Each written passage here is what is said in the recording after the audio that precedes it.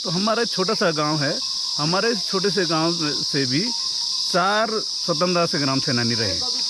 Raw material लगाने के raw material साहब इसमें पीतल लगता है, पहले तो ड्रम हो गया जी, फिर पीतल है, सुहागा है, कांसा है, लोहा पूरा लगता है सर। इसमें अष्ट धातु से ये तैयार किया जाता है। अच्छा जी। घंटियों की बात कर रहे थे तो भाई ये देखिए ऐसे सांचे रहते हैं, इन्हीं में बनता है सांचा, इसी के अंदर इसको पकाया जाता है। ये वाली घंटियाँ हैं, शायद अभी ये निर्माणाधीन है, अभी ये इस पे अंदर वो नहीं लगे, क्या बनो लो ना जो ये।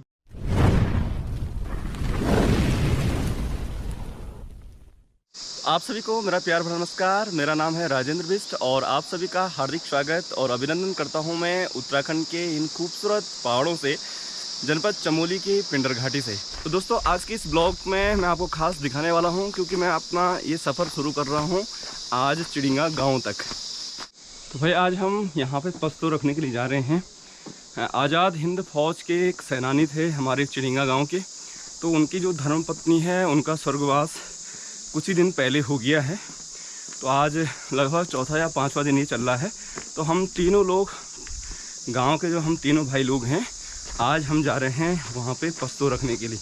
हमारे पहाड़ों में एक परंपरा है, जब भी कोई मरता है तो फिर उसकी याद खबर के लिए वहाँ पे लोग जाते हैं और उसी को ही हम कहते हैं यहाँ पे पस्तो। रोड के हाल बहुत ही ज़्यादा ख़राब है भाई पहाड़ों में बरसात के बाद। जहाँ तहाँ आपको बहुत सारे गड्ढे और मलबा रोड पे दिख जाएगा। का नज़ारा मैं आपको दिखाऊं तो भाई वो पहाड़ी ऊपर से दरक रही है और वहाँ से टूट करके पूरा मलबा नीचे की तरफ आ रहा है। और यहाँ से देखिए हम उस तरफ से इधर आए थे और अभी हमें उस गांव में जाना है, उस तरफ है चिड़िंगा तल्ला। और यहाँ से देखिए पूरे पिंडर घाटी के बहुत सारे गाँव दिख रहे हैं यहाँ से। और इस नीचे वाले इलाके को हमारे यहाँ बोलते हैं रूपगढ़, और नीचे एक गाँव और भी है गणकोट। यहाँ पे रोड पे बना हुआ है एक स्मृति चिन्ह, क्योंकि यहाँ पे से ना एक गाड़ी एक्सीडेंट हो गई थी और उस बेचारे की डेथ हो गई थी, क्योंकि गाड़ी यहाँ से सीधा नीचे गदरे में चली गई थी। अक्सर पहाड़ों में सड़कें बहुत ख़राब रहती हैं और बहुत तीखे मोड़ रहते हैं। ऐसी स्थिति में कई बार पहाड़ों में एक्सीडेंट हो जाते हैं और काफ़ी लोग अपनी जान से हाथ धो बैठते हैं। और यहाँ से मैं आपको वो गांव दिखाऊं भाई, तो दूर वो गांव है चिड़िंगा। अभी भी हमें करीब 1-1.5 किलोमीटर और जाना है। तो भाई आज हमारे बड़े भाई साहब श्री गोविंद सिंह बिष्ट जी और हमारे परिवार के सबसे बड़े भाई साहब हैं श्री पुष्कर सिंह बिष्ट जी। तो हम सभी लोग जा रहे हैं आज चिड़िंगा में पस्तो रखने के लिए, क्योंकि वो हमारी सासू जी लगती है ना। हाँ। अभी हम पहुँच गए भाई चिड़िंगा गाँव में। तो चिड़िंगा गाँव के शुरुआत में यहाँ रोड बनी हुई है, चिड़िंगा गाँव तक रोड बनी हुई है जो नारायणबगढ़ से चिड़िंगा लिंक करती है। तो चिड़िंगा गांव के कुछ घर इस तरफ हैं, लेकिन हमें जहां जाना है वो थोड़ा सा हमें आगे जाना पड़ेगा। तो आगे जा कर के जो मुख्य गांव है चिड़िंगा का, वहीं है उनका घर। तो भाई अभी हम चिड़िंगा गांव में पहुंच गए हैं। और चिड़िंगा गांव के पहले इस तरफ जो उनकी छैनियाँ हुआ करती थी, अब तो कुछ शायद लोगों ने अपने घर भी इस तरफ बना लिए हैं, लेकिन पहले टाइम पर इस तरफ ख़ास तौर पर चिड़िंगा गाँव की जो छैनियाँ हैं, जो उनकी गौशालाएँ हैं, वो रहा करती थी। कितना खूबसूरत नज़ारा है इस समय चिड़िंगा गांव का। तो अभी हम वहां पहुंचे हैं जहां पहले टाइम पे उनकी छैनियाँ हुआ करती थी, गौशालाएँ। और यहाँ पे भाई पशुओं को पानी पिलाने के लिए बहुत बढ़िया चरी भी बनी हुई है। और इस तरफ बंधी हुई है एक खूबसूरत भैंस। और जो ये छैनियाँ है भाई, इनके ऊपर आप देख रहे होंगे इसको घास से छाया हुआ है और कुछ गौशालाओं में ऊपर पटाल भी लगी हुई है। तो भाई अभी एक कुत्ता आ गया है और कुत्ते से डर भी लग रहा है इनसे, क्योंकि अब यहाँ पे से दिख रहा है भाई चिड़िंगा गांव। नमस्कार बड़ा जी। चलो नमस्कार। अभी हमें चिड़िंगा जाते हुए रास्ते में चिड़िंगा गांव के एक स्थानीय निवासी मिल गए हैं। तो भाई जी कौन सा हाल चाल? बस ठीक है हाल चाल क्या होता है। अच्छा आजकल और क्या होने घर गाँव में? घर गाँव में क्या होता है, तो घास काटने लोडियो जाता। अच्छा अब बेखूज काम तो हो अच्छा कति पौड़ में लगे अभी हो बुतौन बैठी के आप गेहूं बुतौन बैठी यार। अच्छा अच्छा और गेहूं का होने गेहूं भी होने बड़े होंगे, गेहूं खूब बड़े गेहूं उन्होंने अगर बरखा है तो काफ़ी गेहूं हो जाए उन्होंने। अच्छा आप गाँव की विशेषता क्या लगे नापते हैं चिड़िंगा गाँव के बारे में? गाँव विशेषता क्या लगे था, गाँव विशेषता बढ़िया है। गाँव में क्या तो सब लोग ठीक है बने, तब स्वस्थ सब सभी लोग पहाड़ी लोगों काम से केवल बस काम करो तब खाओ, 2 रोटी हुआ। अच्छा और आप लोग का खरन? हम मकानी पलतर में। तो इस तरफ है चिड़िया गांव की सारियाँ मतलब खेत, और काफ़ी लोग हल लगा रहे हैं नीचे, और ये हैं घास के खुम्बे।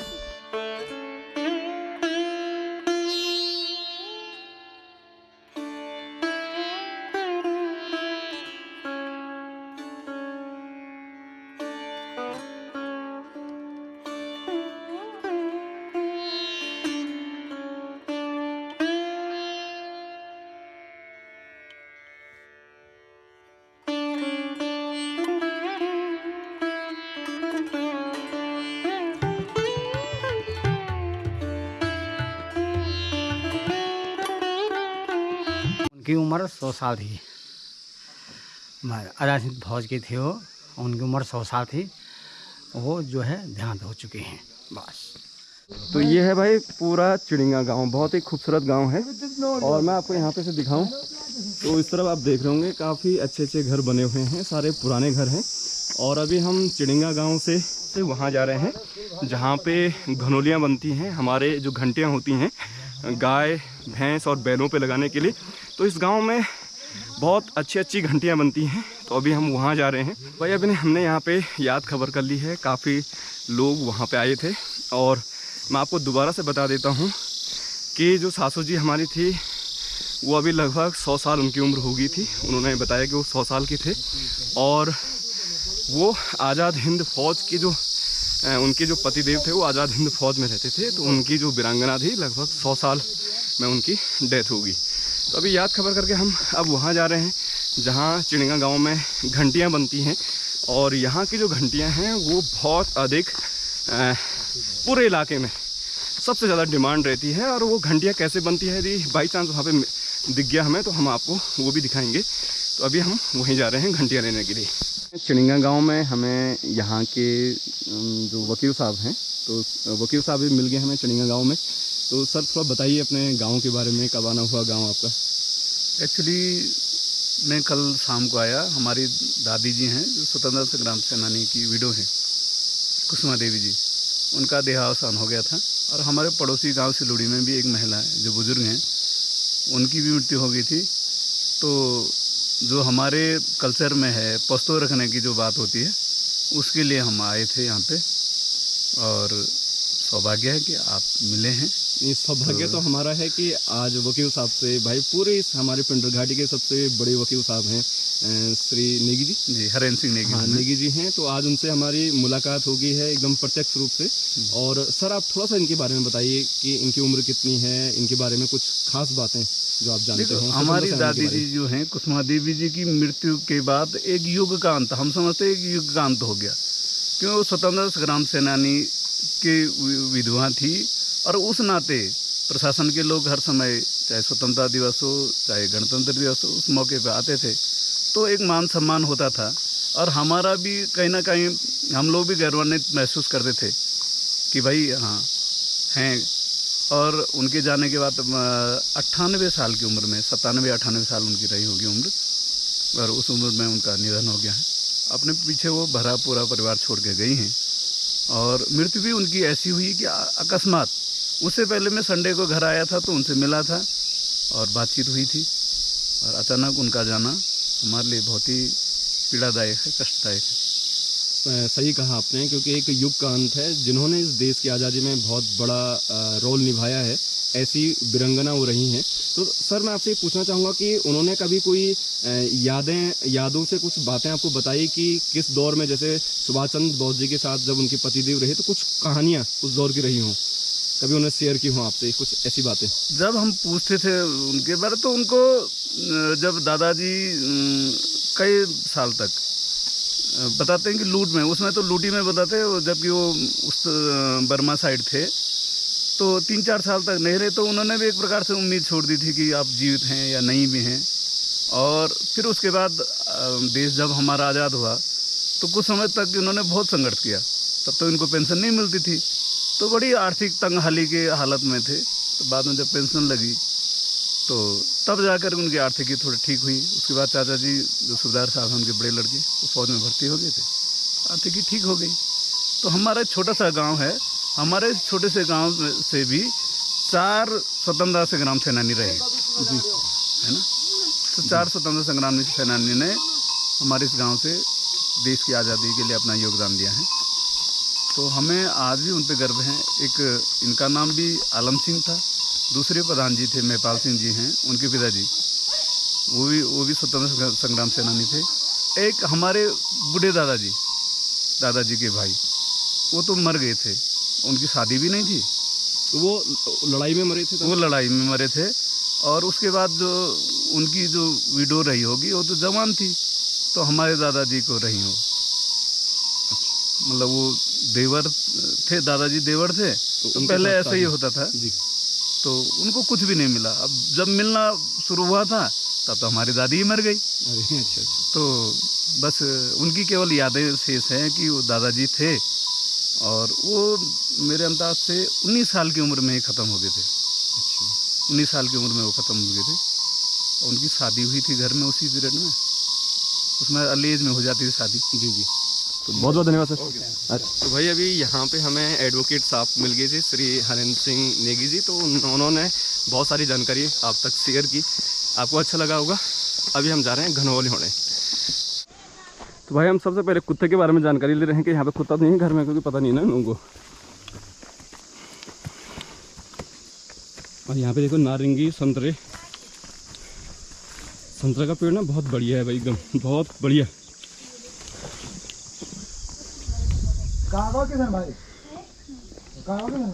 नमस्कारम। स्वास्थ्य शरीर कंचा पो सब ठीक है। घर पन क्या होने क्या होता यो सुंगरा सब खेली। अच्छा। तो भाई अभी हम पहुंच गए हैं चिड़िंगा गांव में, और आज हमें इधर कुछ घंटियां चाहिए थी।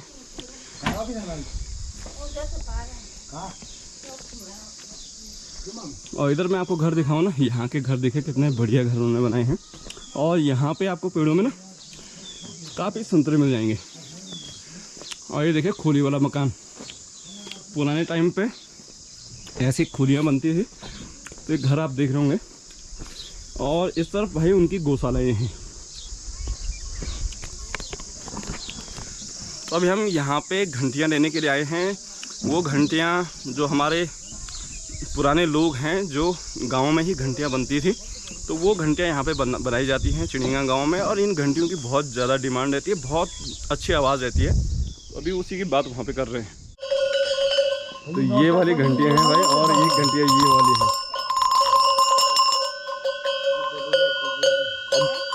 भाई साहब ये इनो रेट क्या दिरोन?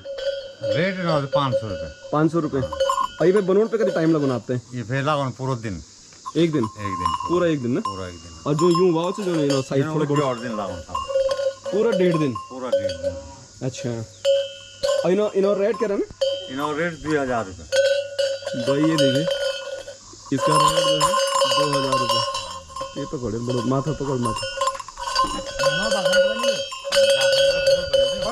ये 2000 रुपये है भाई। और इसको बनाने की जो कला है, ये पूरी की पूरी पुश्तैनी कला होती है। काफ़ी टाइम से ये काम कर रहे हैं भाई साहब। आप ये काम कभी टाइम भी करें आप? ये हुए साहब में ये कम से कम 20 साल।